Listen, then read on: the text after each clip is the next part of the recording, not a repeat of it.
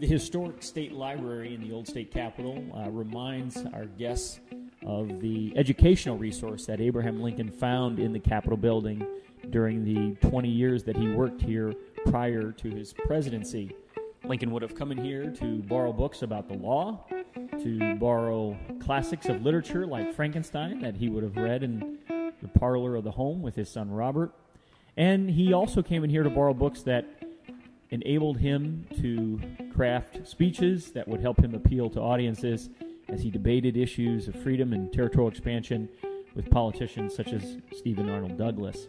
We know that Lincoln borrowed from the collection for his speech at Cooper Union, and he also gathered in here on June 15th, 1858, the evening before he gave his House Divided speech, to practice the speech for his friends.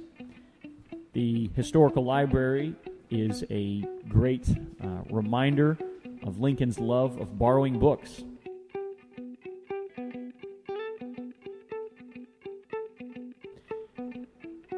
Stories about Lincoln borrowing books can be traced back to his days in Indiana when he borrowed a book from an old man named Josiah Crawford.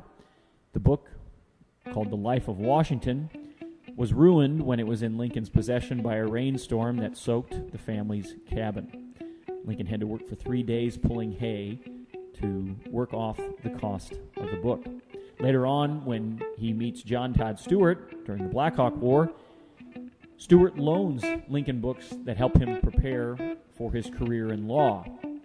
And again, during his time in Springfield, Lincoln would have been in this building to borrow classics of literature, books about law, and books that helped him prepare for his public speeches.